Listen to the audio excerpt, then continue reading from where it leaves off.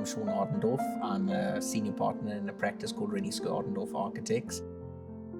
We've been involved in the Fugard for close to 20 years. We started in 2002. My business partner, Mike Skur, the District 6 Museum, he'd been the lead architect for their museum in the old church up the road. And when they decided to buy a building, they bought the old Saks Futurum building. And the old Saks Futurum building had visions of how it could become a multidisciplinary, multi-creative space. And so the museum said, Mike, what do you envisage here? And that was in 2002. Originally on that site, you had an old church that had been demolished and only the remaining hall remained.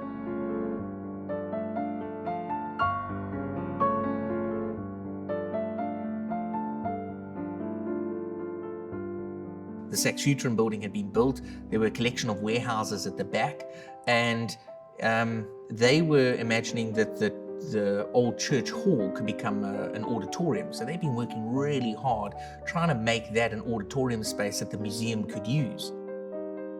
2008, the museum said, actually, maybe what we should do is outsource this, get other tenants in, let's look at the space and allow somebody else to occupy the back buildings.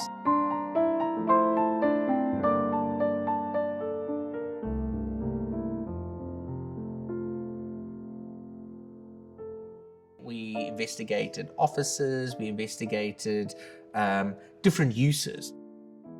We worked on it for probably about 3 months, still trying to get the main theatre space to be in the old church hall. And we were workshopping it, and we were going, we're going to come off Harrington, we're going to enter through Harrington Street, we're going to have foyers, and we're going to have coffee shops, and this is where backstage is going to work, etc. But the circulation, the flow was always flawed. We were coming in on stage and then having to circulate around it. We were gutting the whole space, which historically wasn't great in terms of good guidelines, etc. And we were going, how can we make this work? And again, you have those aha moments. What if? What if we just reordered the spaces and moved the theatre into the 1950s building? And everybody got excited around that. We were then able to demolish properly in the 1950s building because there was no sensitivity to it. We could retain a lot of the old historic fabric, the circulations worked, the foyer was in the right position on a main road rather than a back street, and all of a sudden the whole building started to work. We're closing up the entrance to the hall, the auditorium, and the windows. We're busy building them up now. Painters are beginning on the outside to get the windows sorted out. All hell's broken loose, really, I suppose you could say.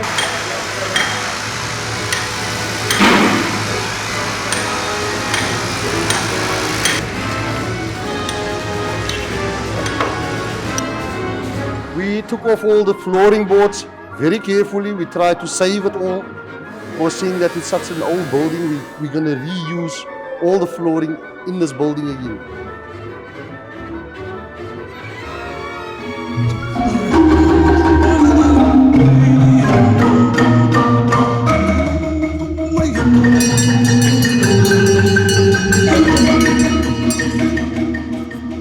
Welcome to the Fugard Theatre. In 6 months, you have created a theatre that Cape Town and South Africa can feel justly proud.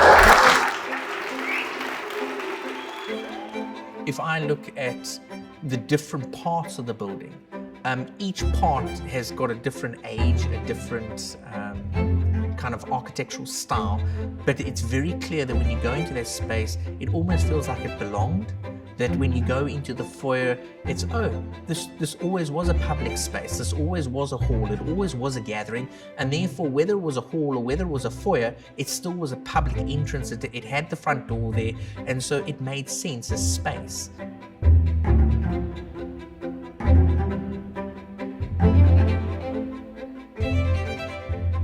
what we wanted to do was keep the patina of the old building, let the old building tell its story. We wanted to keep the scarring so that people could see the memory of where we demolished and where we had built new. Saxe Futron was an icon that everybody knew.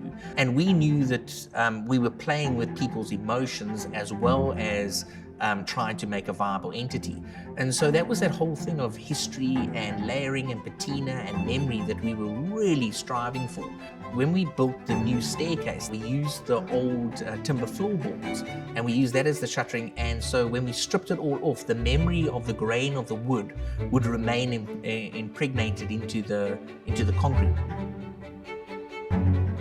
The actual entrance wind lobby, there's a whole lot of steel windows there. Those came out of the 1950s building when we had to close it up for the theatre. We took all the steel work, we had that all welded up, and we formed the wind lobby out of all the old windows. The bar itself, which some people were like, oh, this is not a state-of-the-art, why is it not glamorous, why has it not got lights on or it's glass, etc. Those were all made out of all the old Oregon timber beams that we stripped out from the church floor above. So as we stripped that out, we had them planed, sanded down, and then we built all the joinery in that area out of all salvaged materials. In the old hall space, when we were removing the floor, we actually found the old apse. And so the memory of the old apse is still in the floor. We put glass in so that you could see it. We never skimmed the walls or painted the walls. We kept them so the old patina was there. You could see the layering of the paint and how the paint was flaking off. And it looked like a bit of a rundown venue, but there was philosophy behind it on why we had done things so people could understand the history of what had happened and how it had changed and evolved over time. The only way it was possible for me to reconcile the use of my name with this theatre was to treat my name as an alias. In other words, a non-identity. Well, if you click on Fugard, and you get the name Mark Dawnford May. And if you click on it again, you'll get the name Eric Abram, real identities. And then finally, if you click on it the third time, you'll get the supreme identity, District 6. And I can assure you that every audience in this house will be sitting in the laps of a ghost. But there was this kind of tension between what is good architecture, what is good memory making, and how do you make a viable space. The theatre itself had gone through 3 iterations. When we first started this project, Mark's vision, and Mark was kind of the face in the beginning, and Eric was kind of in the background, and we knew that he was there, but he was never really active. This theatre celebrates the spirit of 2 areas obliterated by the apartheid regime. But Mark was driving a theatre for the people. His vision was that we would have benches, and so we designed a whole lot of benches in the stalls, and people would just come sit next to each other. There was no seat numbering. You kind of sat where you wanted to, first come, first serve, and at the end of it, you paid what you thought the show was worth, which is a fantastic, noble idea, but it just doesn't work commercially. So you had this tension again of a space for people and a space where theatre could be almost free versus how do you pay staff, how do you pay rent, all those kind of things. So there was this idea of what are we trying to produce, how is this theatre going to work. When Mark and Eric parted ways, and it was probably predominantly around commercial viability, and you know, Mark's vision was that this was the home for Isango, and they would be there for 6 months, and then 6 months the theatre would go dark. Now, you can't have a building standing empty and dark for 6 months. It's just not practical. So what would happen is that when Mark left, other productions said, can we use this space? And so they started using the space. And what it turned out was that those productions were actually saying, this is a really fantastic venue. We really want to reuse it. And so Isango's kind of home started getting smaller and smaller as more and more people wanted to use it. And there was definitely a need for that. What that meant was that we needed to adapt the space. And so we stripped out all the bench seating and we put in chairs. And there were a couple of things that had been very customized. So we had a stage that had a tilt on it, so the stage actually raked up and down. And yes, it was practical for Mark's group, but impractical for other theatre groups. So we had to modify the stage. It's astounding. Time is fleeting. Madness takes its toll. When Rocky Horror came in, it suddenly became very apparent that the numbers that we've been working with, which were about 100, those were about 100 seats that we've been working on. They said that had been viable. Suddenly we needed to get 150 in. And to find 50 seats is no mean feat. But changing the rake, I managed to squeeze in 2 extra rows. And those 2 rows unlocked the numbers. But what that meant was that we had to go back into the space and revamp it again. And we were given an impossible timeline of 12 weeks before the next show was happening.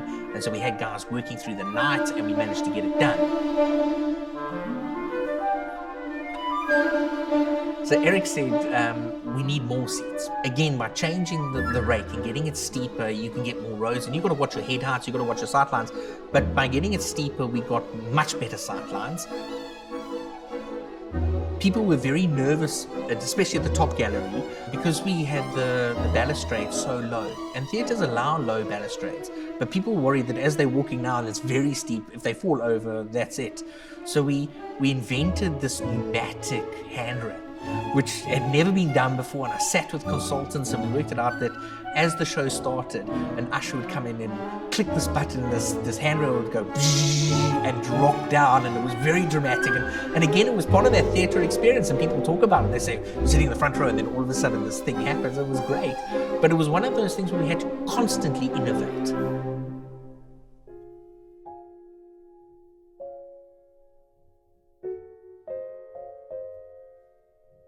The essence was that the building could continually adapt and could continually change, morph.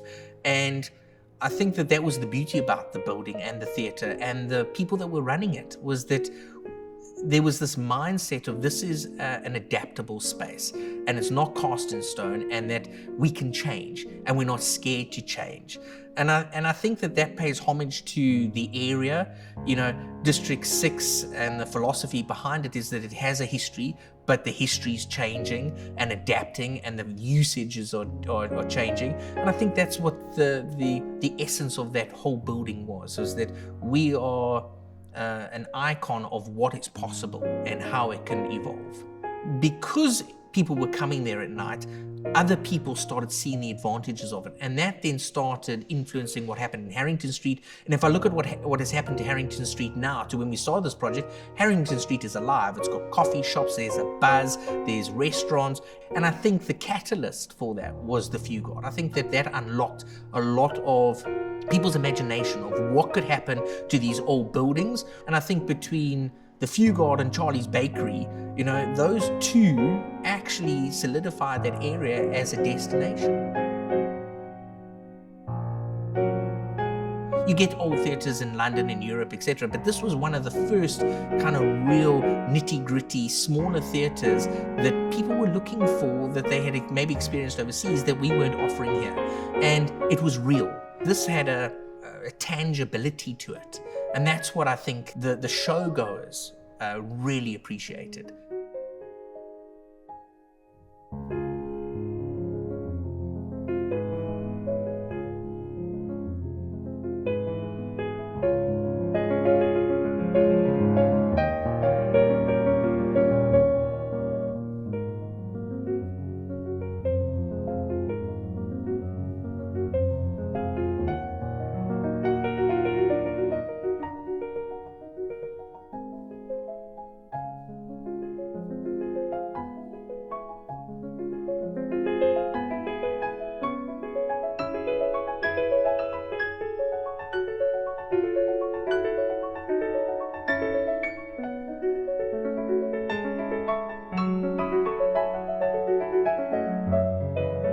The sadness of the Fugard going is that what comes in its place.